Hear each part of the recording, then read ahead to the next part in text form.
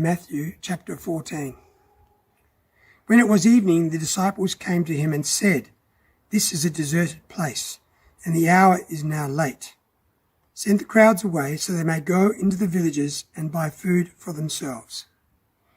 Jesus said to them, "They need not go away. You give them something to eat." They replied, "We have nothing here but 5 loaves and 2 fish." And he said, "Bring them here to me." Then Jesus ordered the crowds to sit on the grass. Taking the 5 loaves and the 2 fish, he looked up to heaven and blessed and broke the loaves and gave them to his disciples, and the disciples gave them to the crowds. And all ate and were filled. And they took up what was left over of the broken pieces, 12 baskets full. And those who ate were about 5,000 men, besides women and children.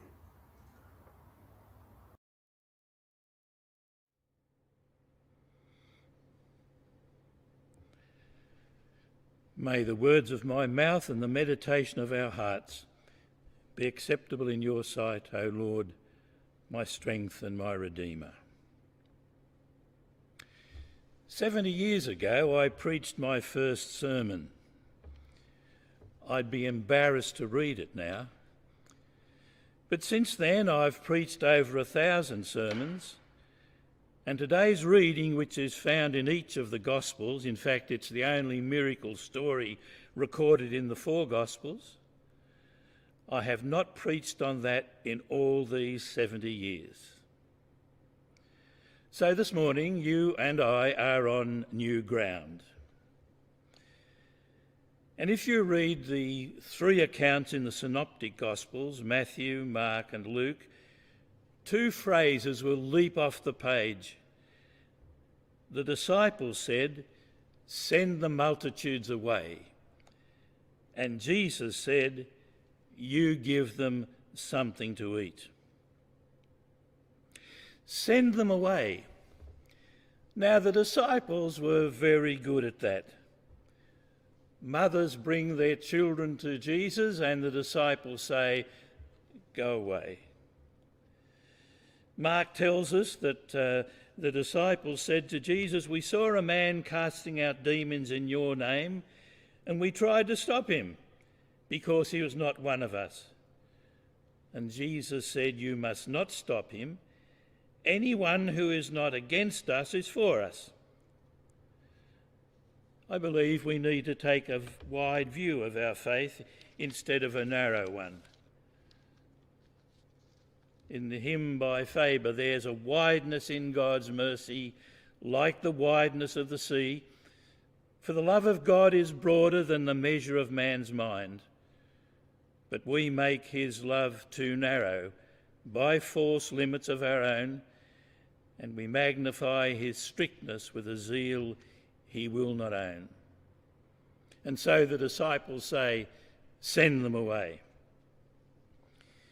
In May 1939, a ship, the St. Louis, sailed from Hamburg bound for Havana, Cuba, with 937 passengers, most of them Jewish refugees seeking to escape Nazi persecution. The ship was refused entry to Cuba, and then refused entry to Florida, and then refused entry to Canada. And so it sailed back to Belgium, and the United Kingdom and France and Belgium and the Netherlands accepted some of these refugees. Of the rest, 254 were murdered in the Holocaust. One book that made me very angry was a book called Ashes for Breakfast. It was a story about the Tatnall Square Baptist Church in the United States, which is on the campus of Mercer University in Georgia. That church sent missionaries to Ghana, and as a result of their preaching, one called Sam Onni decided to follow the way of Jesus. And so it was that when he came to study, he went to that university. And on the Sunday, he went to that church. But he hadn't read the small print. Because of his colour, that church would not admit him. The next week he went back, except this time it was different. The TV cameras of America were there to see a young black man marched down the steps of the church and thrown into a police car. Send him away. And I guess when I listen to people and hear what some of them say about our attitude to asylum seekers, I hear people saying this: send them away, which is quite often an attempt to escape our responsibilities. After I graduated from college, I was sent to the north coast of New South Wales to a church that was, to say the least, interesting. And while I was there, an Indigenous family moved into the town, and it was fascinating that suddenly a progress association was formed. People who were concerned that these Indigenous people were going to lower the value of their property. I'm glad to say on reflection that our church took them in as members, and they became very great workers in that particular church. Send them away. What did Jesus say? You give them something to eat. Now, if you've read the letters attributed to St. Paul, you will know that he places great emphasis on the need for justification by faith. He would have had little time, as Luther had little time, for the letter of James. What does James say? Take the case of someone who has never done a single good act, but claims he has faith. Will that faith save him? If one of the brothers or sisters has need of clothes and has not enough food to live on, and one of you says to them, I wish you well, keep yourself warm and eat plenty, without giving those bare necessities of life, then what good is that? Faith is like that. If good works do not go with it, it is quite dead. One of the great passages from the Old Testament is found in Isaiah chapter 58. And there you have the prophet speaking to a very religious people. Outwardly, they were fasting, they were repenting, and God asked something more of them. What I want of you, he says, is to break unjust fetters, to let the oppressed go free, to share your bread with the hungry and shelter the homeless poor, to clothe the naked, to give your bread to the hungry and relief to the oppressed. I worked for 19 years at Melbourne City Mission, and one of the delights was to go back and find the original minute book when the mission started, and then a book which had in it advice to missionaries. And this is what they were to do. They were to go into every house in a particular suburb, read the Bible, pray with them, but then this rider. Material aid must be given as a last resort.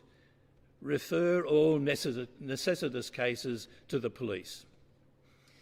So here you are, you're starving and you've got no warmth in the house, and I come along and I say, look, I've got these problems, and you say to me, well, let's pray about it, and then the police station's just down the road, they'll help you.